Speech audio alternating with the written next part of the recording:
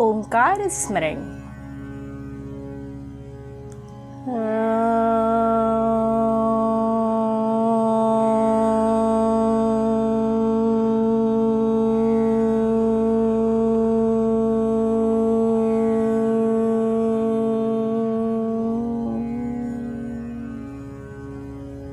दोस्तों, एक बढ़िया सी कहानी सुनाने जा रही हूँ। शीर्षक है कंजूसी का फल। एक सेठ महान कंजूस था। इसी कारण वह किसी को भी एक पैसा तक दान में नहीं देता था। घर के लोगों को भी सुख से खाने पहनने को नहीं देता था। उस समय उसके बराबर सूदखोर कोई दूसरा था ही नहीं। इसकी कंजूसी से सारे परिवार वाले परेशान थे।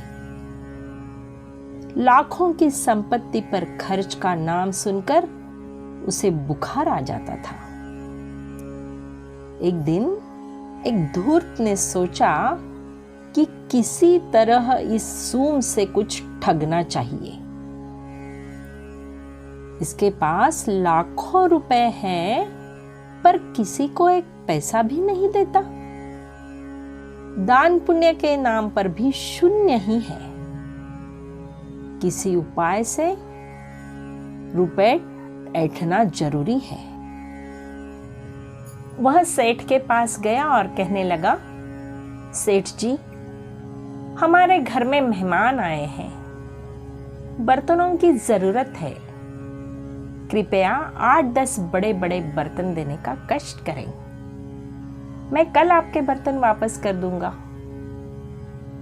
सेठ ने बहुत प्रार्थना सुनने के बाद उसे 8-10 बर्तन दे दिए।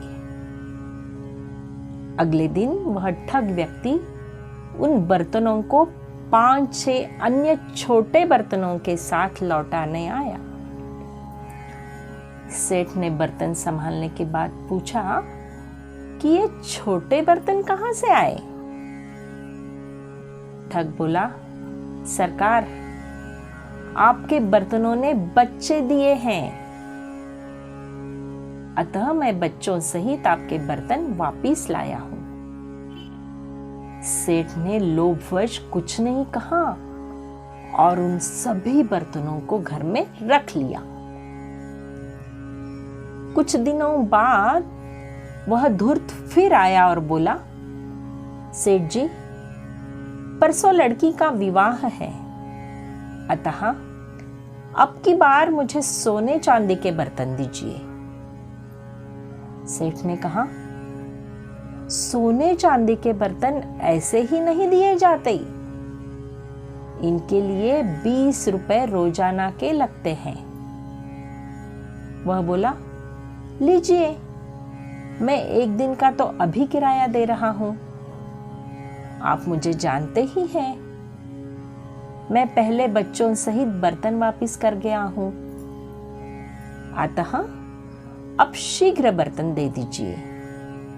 किराए की चिंता न कर मैं 20 रुपए प्रतिदिन के बजाय 25 रुपए प्रतिदिन दे सकता हूं, अतः आप अब देरी न कीजिए, मुझे अन्य कार्य भी करने हैं। आप न देंगे तो मैं 15 रुपए प्रतिदिन के हिसाब से सेठ मगरूमल के यहां से सोने चांदी के बर्तन ले आऊंगा।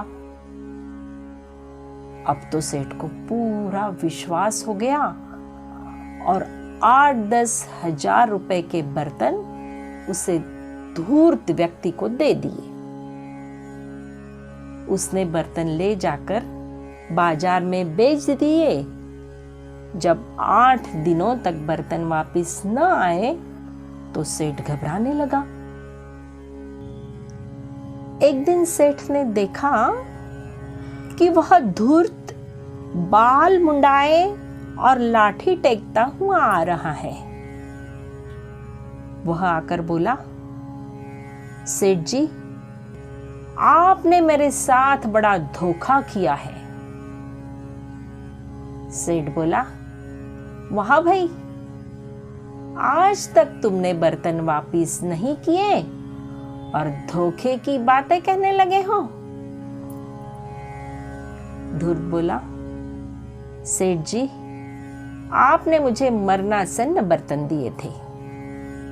घर जाते ही सभी बर्तन मर गए। मुझे उनका दाह संस्कार करना पड़ा और 13 में 800 रुपए खर्च भी करने पड़े।